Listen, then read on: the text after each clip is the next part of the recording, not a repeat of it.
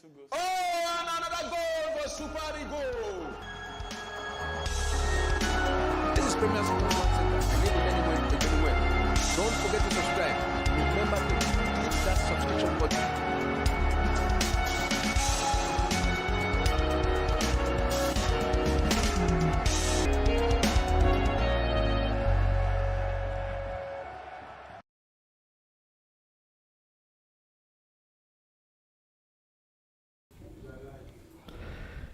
Hello and welcome to Talk Sports, your weekly deep dive into everything football. My name is Yinka Adegbuyi. They call me the doc around here.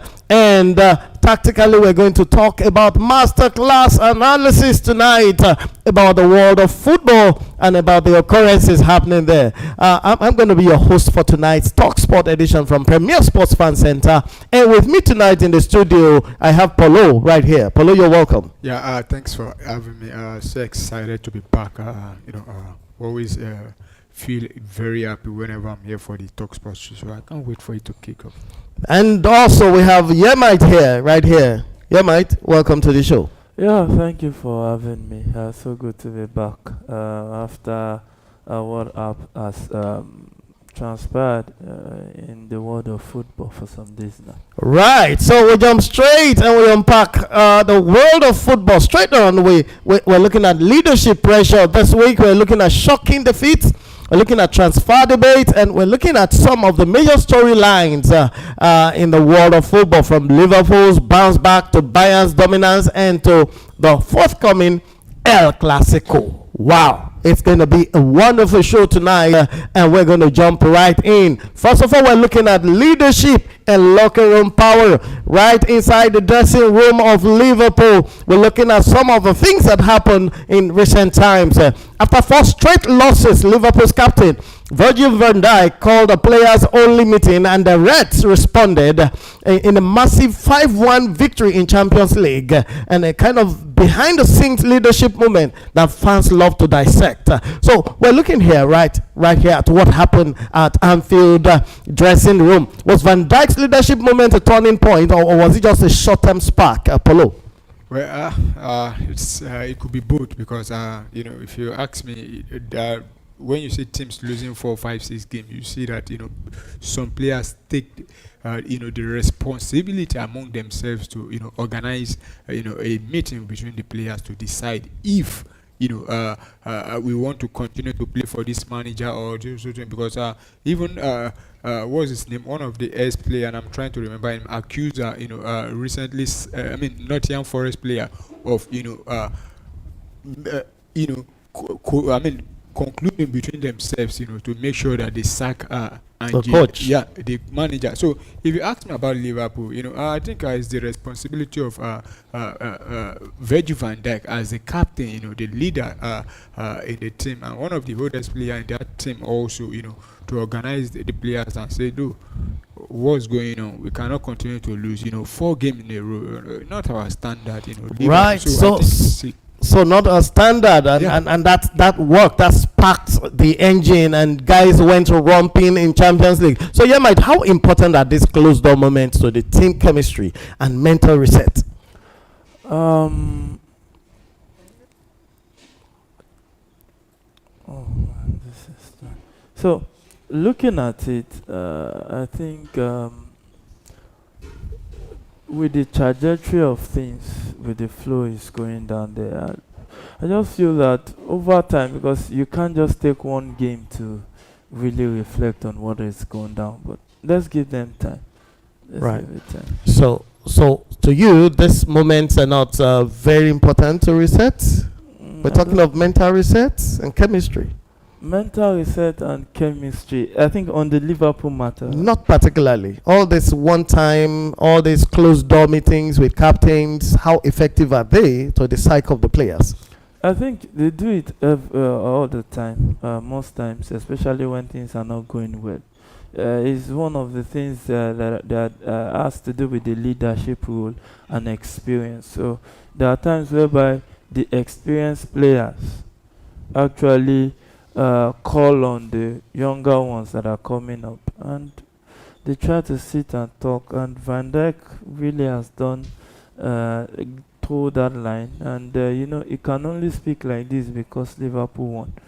If they didn't win, most likely would not be saying all this. So Right. So if they didn't win, we're not going to see all the show and all the press conferences held by Van Dijk after that whooping 5-1 victory in Champions League. So to you out there, viewers and fans and followers, want you to answer the third question: could this mark the new or the rise of a new leadership culture under Arne Slot? Could this change mark the rise of new leadership structure whereby the coach, the captain, the players can decide on match winning, on match performances by holding players only without the coach's involvement? Please put your comment in our comment section. Just put it down on YouTube or go to our Facebook page and write exactly what you feel about this kind of trend that happens in football. So while Liverpool seems to have found a voice again, not every European giant is handling adversity as smoothly. So we have a meltdown in Naples. That's our next subject. I'm sure Paulo is already smiling because he saw how Napoli was whooped and totally scolded by Dynamo in the past few days in Champions League. So we're looking at SSC Napoli losing by 2-6 to Dynamo of Russia. Dynamo. PSV rather.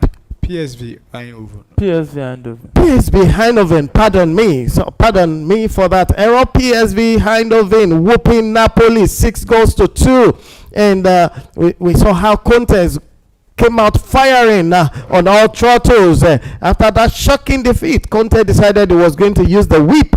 And he said the squad is fragile, and then now he's going to bring the whip to the table. And 9 summer arrivals were made, and there are low morals at the Naples right now, and public criticism is rising against the Conte's drama. So does Conte's theory still work in modern football dressing room? Do you think this whip is going to bring this hard rocks, this hammer is going to solve the problem for them in Naples? Follow. Yeah.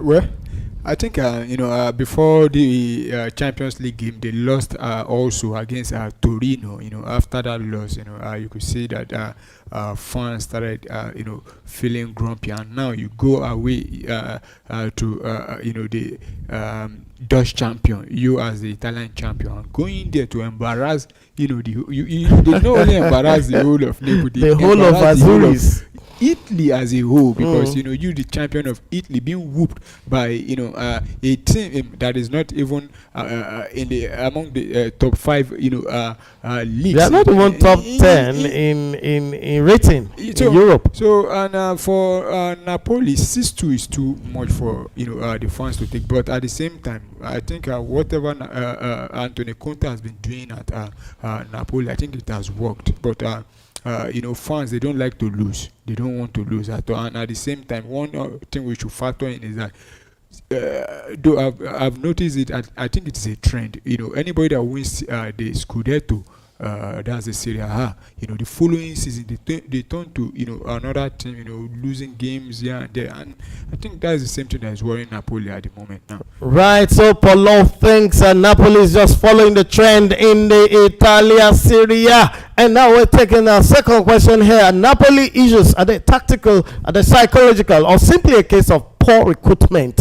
9 changes, recruits were brought in. Mike, what do you think about this? Tactical recruitment or just psychological issues? I don't think it's a big deal. Conte. Conte is not really a big of a manager in Europe. He has mostly struggled. So he has continued the trend of struggling in Europe. So it's not about recruitment. It's just about him finding his way of coaching in European football.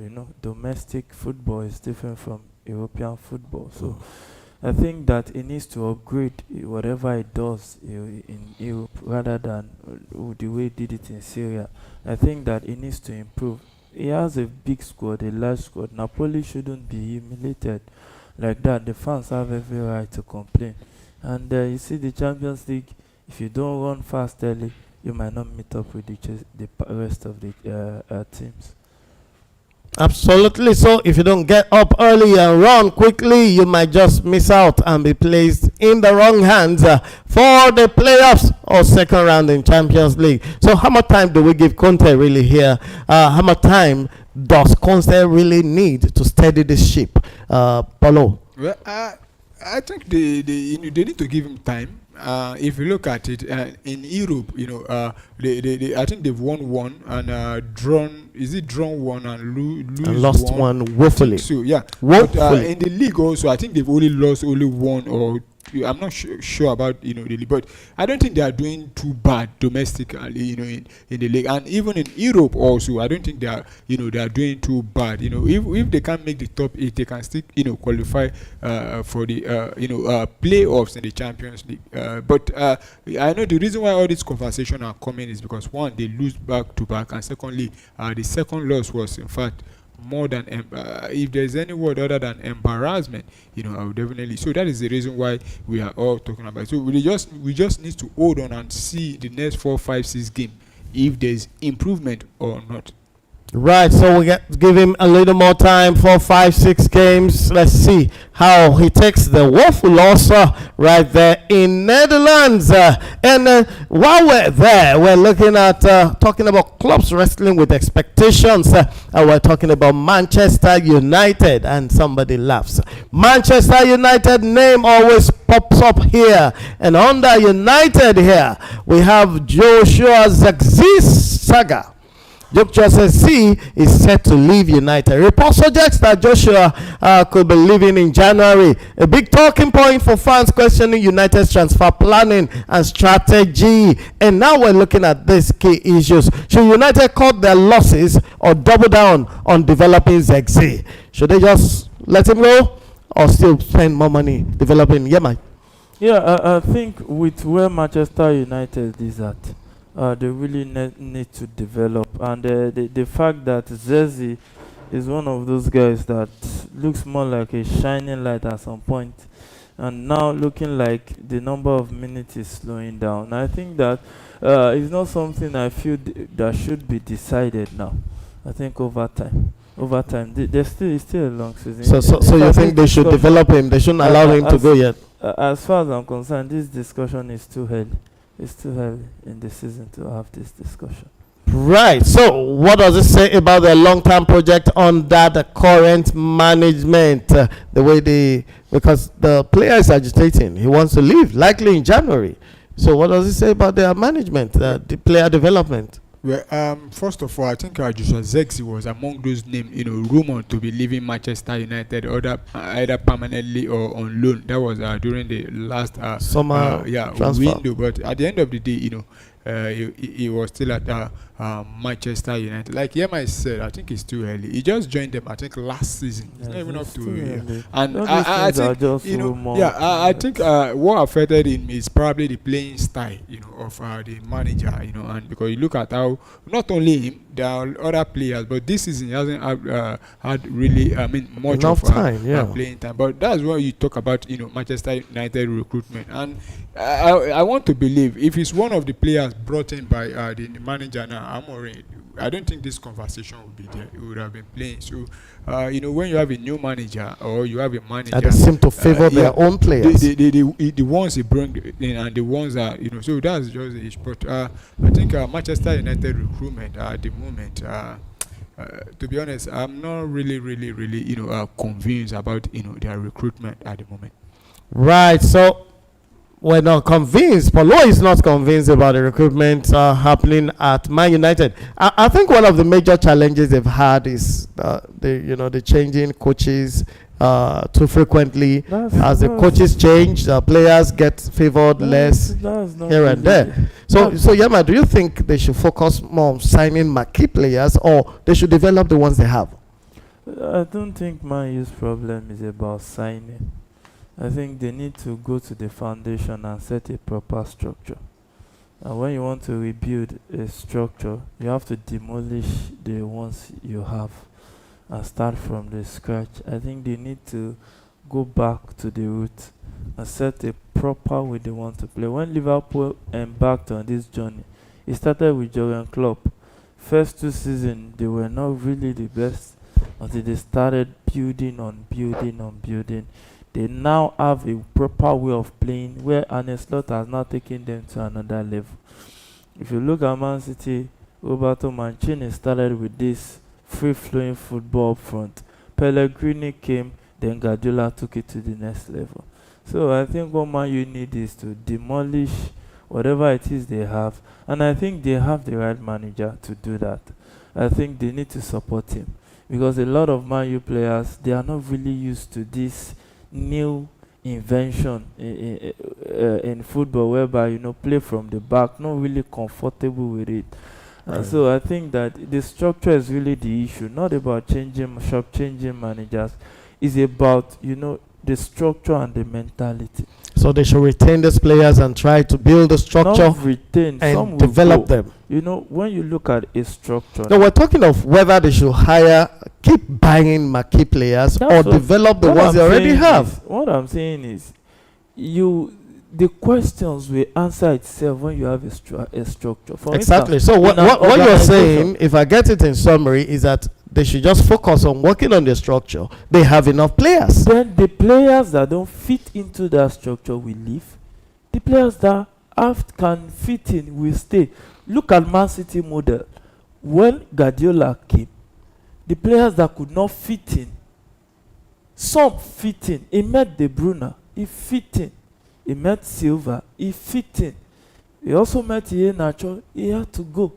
He met some other guys that had to go. So it is the structure that will give birth to the players that will stay or that will go. But if you don't have proper structure, you will just be chasing clout, buying available players and not really what they need. All right, so thank you, Yema. So we're saying to you, United, you don't need to get more marquee players. We're saying put your house in order, and then the fans can be happy as your players adapt. And speaking of iconic matchups and rebuilding legacies, let's head to Spain right now, where there is something coming over the weekend. And Paulo knows this is the El Clasico, the first edition for 2025-2026 season. El Clasico is going on. Wow, this is so huge, and this time around we have something at stake. There's a lot at stake here in this El Clasico. So we know that the world's biggest rivalry is back and is happening this weekend. And Real Madrid are desperate to end Barcelona's recent run of dominance. I mean, 4 times in a row that Barca defeated Madrid 4 times in consecutive row, and that Real Madrid has to offset this season. So they have something they're chasing.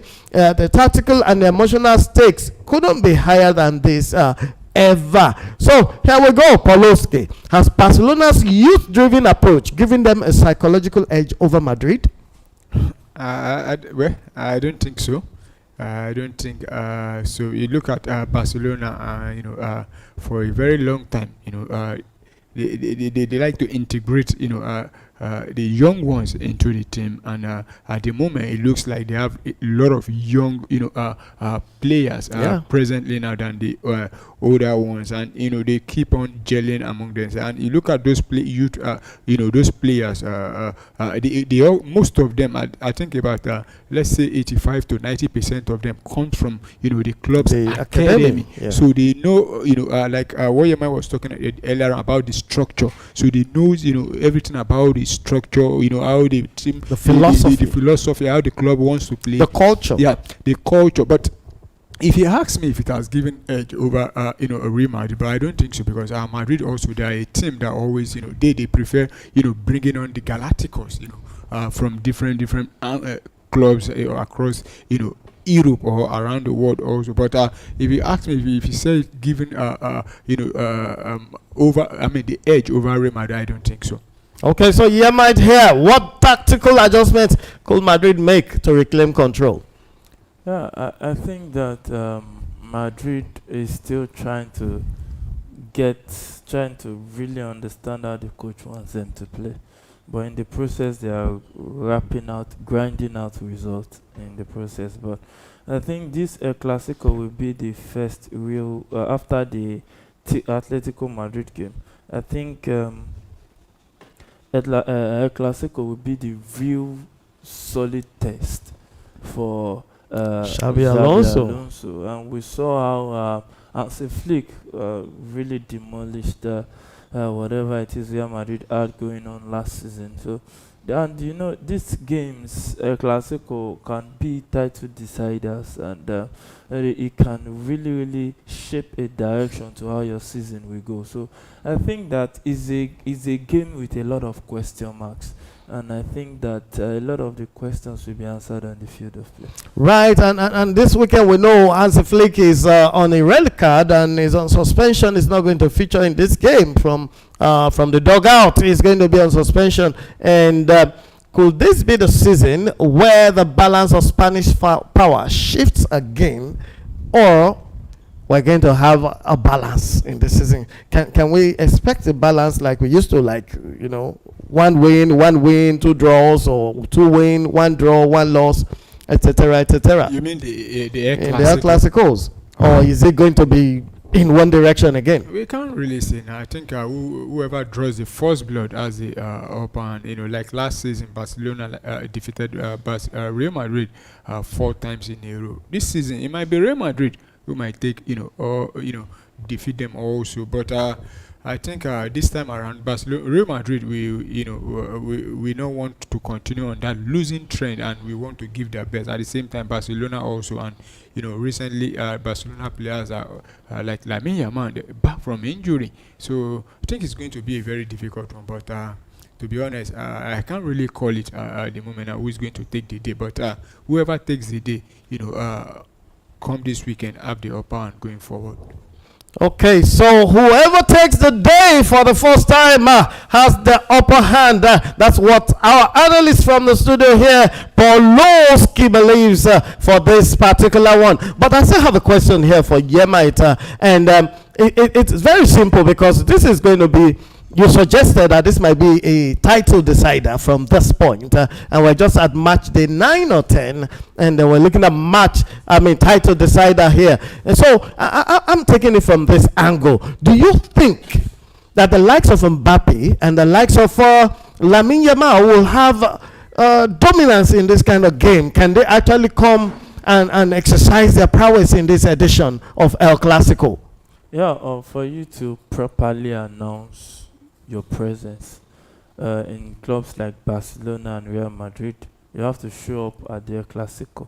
One of the reasons why you forever respect players like Ronaldo and Messi is they really, really come up with the goodies when it matters most. And there's a reason why it's called a Clasico, because for year in, year out, for decades, it has been the game that decided a lot of times where the La Liga will swing at the end of the day. So I think that, Mbappe, Lamine Yamal, you want you to announce yourself fully into the hearts of the fans. You have to keep showing up at the Clasico. Yes, so you got to announce yourself, and you need to show up at the El Clasicos. That's a word for the Lamine Yamals and for the Fermin Lopez and the young ones that are trying to get relevance and contesting, especially for the Ballon d'Or. We saw how Lamine Yamal had to come very, very close to picking it up, even right in front of Kylian Mbappe last season. And I don't think that's going to happen this season if Mbappe continues to score the way he's been scoring. Paulo, what do you think about that? Well, definitely, if he continues to score, he will be in the mix, in the conversation. Not only him, including Erling Haaland, who has been scoring, week in, week out, even Harry Kane himself. And if they all continue, I think we might see the three of them on the podium. On the podium. But at the same time, the reigning Ballon d'Or player of the talking about Ousmane Dembele, he has been injured for some time, but he's back now and firing, so he could still also push for it. I believe when the season gets to half, or the other stages of this season, that is when the real contenders, we really emerge. That's when we start separating, the boys from boys, men. Because at this stage now, you see a lot of players firing, but when it mattered most, you won't find them. So I think Mbappe, Yaman, Harry Kane, and Vinny Jr. Haaland also. And Haaland, yeah, very high and fighting this season. So what Spain is preparing for his biggest showdown this weekend. We move straight into Germany, and Bayern Munich are already making dominance, and they look effortless in doing this. And as you can see, Harry Kane is on fire here. Bayern are cruising. And the Bundesliga title race looks almost over before it's even Christmas. It's just the gap and the manner in which they've been winning is just so. And there's no contestant because second on the league is Leipzig, and then you have Dortmund somewhere second or third or fourth on the log, and they're like distant 5-6 points from Bayern Munich at match day 10. And but. Is this dominance good or bad for German football? Is Bayern Munich's supremacy killing Bundesliga, or are they setting new standards? Yeah, mate, what do you think? I think it has been like this for years. When you remember the Bundesliga, the first team you have in mind is Bayern. And it has not destroyed the Bundesliga, it has not made it bad. Sometimes once in a while Dortmund will pop up to win the league, and we saw Bayern Leverkusen. And we saw like Leverkusen 2 seasons ago. Probably once in a decade. Yeah, so it has been a Bayern league. So it hasn't stopped the Bundesliga. No, but there's a challenge with that. It's a one-horse race. That's what you're talking about. If it's a one-horse race, then the other clubs to try to grow up and meet up. So there's no other way to it. They won't stop Bayern from competing because the other clubs are not close. Wow. So they're not going to stop Bayern from competing and beefing up because all the clubs are not looking up and living up to expectations. So, Pawlowski, how much credit does Kane deserve for transforming this attack? They had problems for about 2 seasons in the attack about scoring. Bayern actually went about. This season, they have gone up, scoring whooping goals, and in Champions League we saw how they romped away, scoring about 6 or 7 goals in midweek. How does Kane get part of this credit? I think he does. Looking at his record since he joined the Bundesliga, I think 2 or 3 seasons now he has been on fire, and it's not just about this season. The Bayern Munich are a team that scores a lot of goals. Even last the other 2 seasons that they didn't win the league, they still scored a lot of goals. Scored a lot of goals. I could remember them even in the Champions League. I think they whoop a team by 9 goals to something, 9 goals to 2 or so. I think it should be Dynamo Zagreb. Dynamo Zagreb. So they score a lot of goals, and you have a proper striker that knows how to score. Harry Kane, he has been a fine goal scorer right from his days in the English Premier League with Tottenham Hotspur. And to be honest, he has also brought that scoring boot to the Allianz Arena out there in Germany. There where he keep on firing for them. So I think he has really done a tremendous job for them, and he deserves some credit. He deserves a lot of credit. And when we are talking about Ballon d'Or, his name has not been really mentioned, but I think he deserves to be in the conversation at the moment. At the moment, so he deserves to be at the conversation. That's talking about the Englishman Harry Kane. So finally on this segment, which club looks best to challenge Bayern Munich this season? Yeah, mate. Is it Leipzig? Is it Dortmund? Or is it Leverkusen? I think Dortmund will. Or could it be Hoffenheim? No, I think it will be Dortmund first, then Leipzig next. I don't think Bayern Leverkusen will really challenging for the league this season. But with the way Bayern has started like an house on fire, I think that it's their league to lose. I don't think they're going to let it go. Me too. I don't think that, and it's unfortunate because you actually don't want to look at the league and discover that Bayern is still leading and leading. It makes it uninteresting. I don't even think it's only the league that Bayern will be really dangerous. I think they'll be very dangerous in the Champions League because with the way that attack is shaped, I think it's only if their defense let them down. Or maybe injuries begin to heat up. My goodness, those guys are on fire. And Musiala is not back yet. And Musiala is down. And Musiala is one. And you can see Olise causing havoc. Once you add Musiala to that forward line, they will get. It's going to be a lot of trouble. So, gentlemen and ladies and viewers and fans all over the world, this is Premier Sports Fan Center. Tonight is Talk Sport, and we are dissecting events that have been happening in the world of football. The events past, present, and then goals, things that are happening in the nearest future. We want your comment in the comment section of our YouTube page or Facebook page. Please put something down there and let's know you're watching. Let's know you check the page and subscribe. Tell friends to subscribe, join the page, and be part of the family so you could get our alerts as we go on. So straight, while Bayern is looking at continuing to dominate, one English club might be on the verge of something similar, and that club, to the smile of so many fans in the studio, is Arsenal Football Club of London. Arsenal Football Club of London. After a dominant Champions League performance, Arsenal have been tipped as potential European favorites. Mikel Arteta's vision is starting to take full shape right now. And I'm sure we're going to agree with me that the process, as he said, is working. He said, believe in the process. That's what he said years ago. And the process seems to be working right now. After many years. Arsenal finally ready to be mentioned in the same breath as the Madrid and Bayern. Let me take it from Paulo. Definitely, because you look at how Arsenal have been going doing the business in the world of football in the last 2-3 seasons. You see that they're always there, contending for the every trophies are available, but just always falling short, and probably at the last moment or minute. But if you ask me, I think Arsenal is one of the teams to beat in Europe. Every opponent they face will want to give their best against them, but at the end of the day, most of them fall short. But Arsenal now, they are a team, a force now in Europe. So I think they are in the conversation, same as Real Madrid and Co at the moment. Okay, so Yamite, which player best represents Arsenal's transformation under Arteta? One of the things about this so-called transformation is just about the patience of the Arsenal owners. Even it was a Chelsea, Real Madrid, or a Barcelona, Arteta will be out of job by now.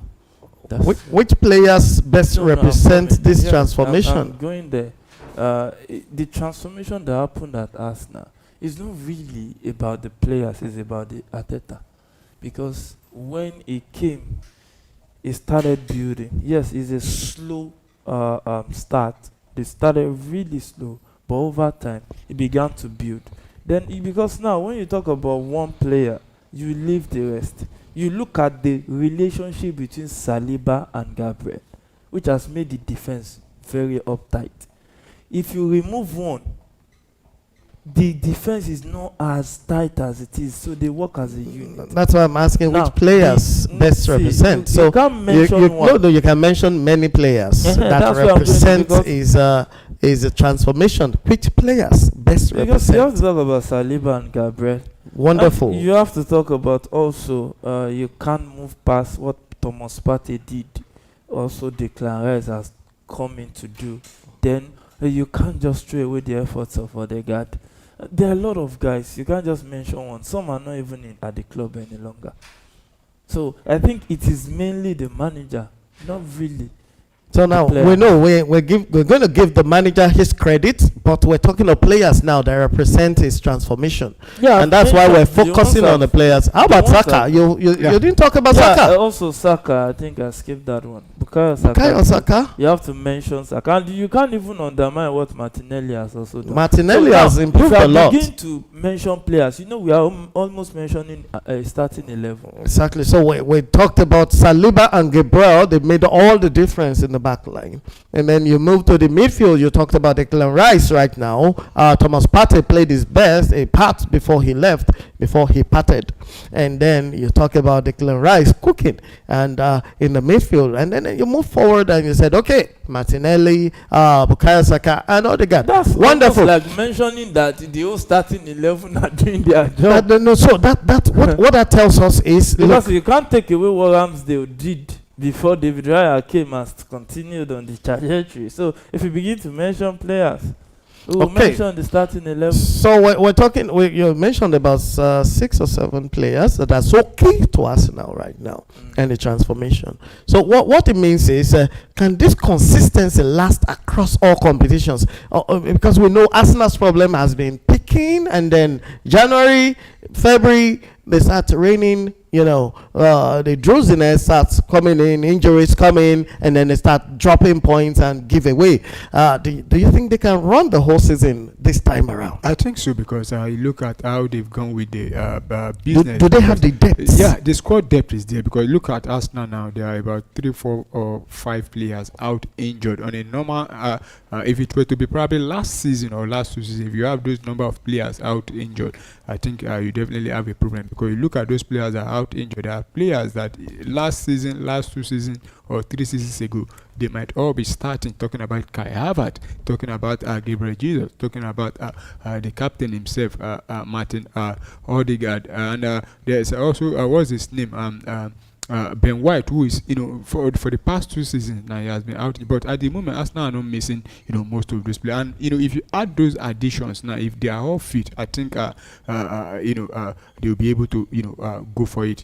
During the transfer window, they brought in about 8 players, and they didn't really let the key ones of last season go. So I think the squad depth is there now. Right, so we believe Arsenal should be able to power through the rest of the season and possibly get into the final of the Champions League this time around. They were denied by PSG, the winners last season. Nearly got it. And also from the league, Liverpool, nearly. We just hope that this time around, nearly will not be the woes of Arsenal fans and Gunners. And speaking of dominance, it's possible to ignore the blue half of Manchester. And then we go straight into the city of Manchester and talk about the gentleman, the young guy, the person they call robot or machine, goal machine, and we're talking about Haaland, who continues to score record-breaking paces while Pep Guardiola's system keeps evolving. But are City truly untouchable, or just waiting for another sleep before they go back into oblivion? Here we go now. Has Haaland made City predictable or simply unstoppable? Yeah, man. I think that when you look at what Erling Haaland is doing, it's about just get a goal. And what Man City is doing is about just get a goal and keep it tight at the back. So when you look at that model, how sustainable is it? How long can they keep Haaland fully fit? We know his injury history. At some point in the season, he usually goes off injured. How can they sustain that momentum if he gets injured? So these are a lot of questions begging for answers, but I still think with the way it is, they have a good goalkeeper in goal that can actually win some games for them by keeping clean sheets. So I think Man City will be a contender, but not the major contender. Right, so what tactical tweaks have kept Guardiola ahead of the rest this season, Poloski? Well, I don't think there's any new, tactics. It's the same, tactics. Don't you think what Yama just mentioned, score a goal and then go defend, is another tactics? We've not seen Guardiola do that before. Well, to be honest, I think he has added, the defensive part of, football to his, to the tactics he has been using this season. I think, it's been all about Erling Haaland getting the goal, and the defenders, doing their job properly, defending, including the goalkeeper. Unlike before, once they score one goal, they continue to, attack and attack and attack. So the only thought is that he has added defensive, play to his tactics. Advantage. So yeah, my final question on Manchester City. This is very trickish, and I want you to approach it as professionally as possible. Is there any club in Europe right now capable of matching City's consistency? I think one example is Arsenal. Arsenal will match it. In fact, Bayern is a lot better. There is also Real Madrid. Paris. You're forgetting the Parisians. Paris has not really been consistent this season. If you follow the Ligue 1, they just played a 3-3 draw at home to Strasbourg. So I think that, there are teams, Bayern, there's Real Madrid, and there's also Arsenal that can do a better job. Right, so we have those teams that can live up to City and tell them and put them in their places as they go in the season. So, what a week of storyline and leadership collapse, resurgence and dominance from Liverpool's locker room unity to Haaland's unstoppable force in football. Never stops giving us something to talk about. If you enjoyed this episode, don't forget to subscribe, like, and share our page, and drop your thoughts in the comments below. This again is Premier Sports Fan Center.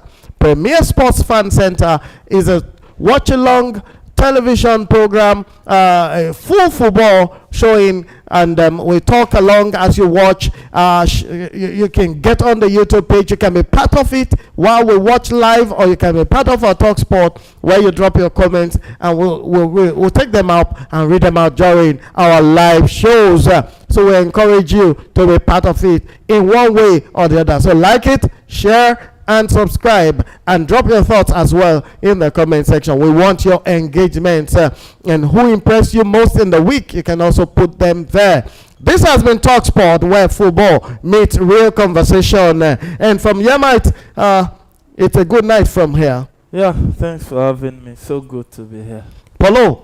Yeah, same. You know, so excited that we've done it, and can't wait to be back here again to discuss everything. Right, so we can't wait to be back with you. We always love to be back with you. We always love to be part of the show and to talk football and talk sport here at Premier Sports Fan Center. My name again is Yinka Adebuyi. Friends call me Doc around here, and let's have a beautiful, beautiful evening. See you.